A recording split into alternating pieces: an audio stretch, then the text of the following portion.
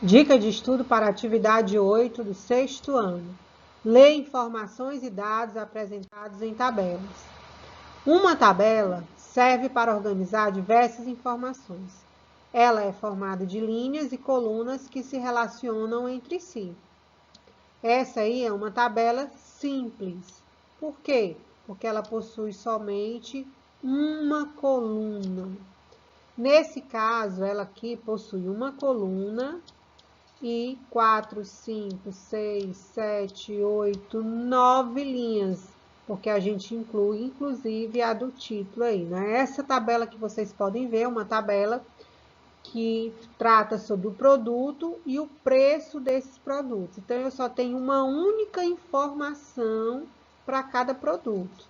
Então, o chocolate em barra, ele custa aqui nessa tabela 50 centavos. A maçã custa R$1. A banana custa 70 centavos. O biscoito custa R$3. Pão com queijo, 1,50. Pão com geleia, 1,20. Granola, 2,50. Suco de laranja, 1,75.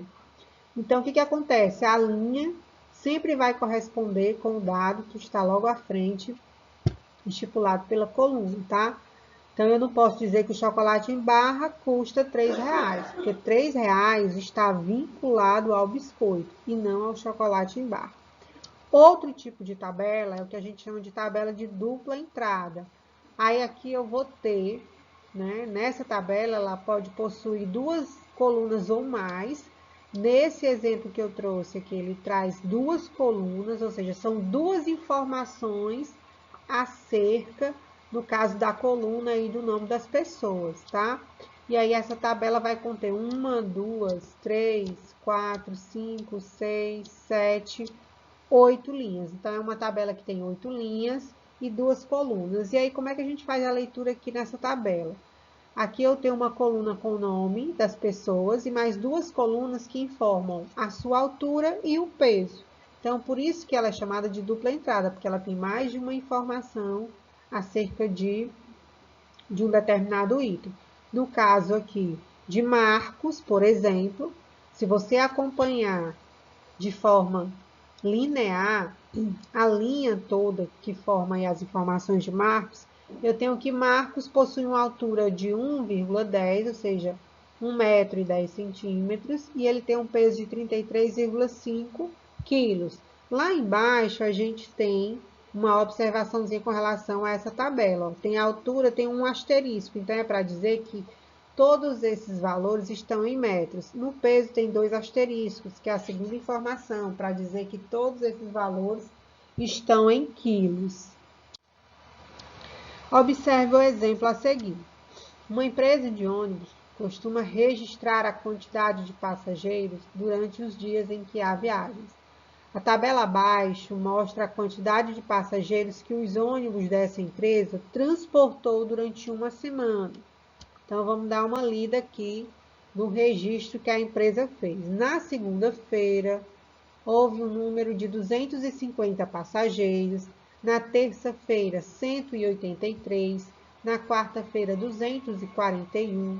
Na quinta-feira, 194. Na sexta-feira, 269. E, por fim, no sábado, 124 passageiros. E aí vem a seguinte pergunta. Em que dia da semana a empresa registrou o menor fluxo de passageiros? Se ele quer saber o menor fluxo, significa dizer que eu vou procurar o menor valor na coluna número de passageiros. E entre os menores valores aí, a gente vai encontrar o valor de número 124, é o menor número. E aí a gente vai encontrar justamente no dia da semana, que é o sábado.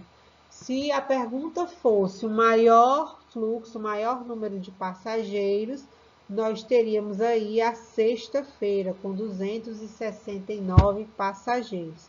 Então, para finalizar a nossa dica, lembrando que a tabela, né, as colunas, elas têm o nome da coluna. No caso dessa tabela aqui, tem a coluna dia da semana e a coluna número de passageiros, mas ela é considerada como uma tabela simples, porque ela só vai conter uma coluna de informações acerca da outra, certo?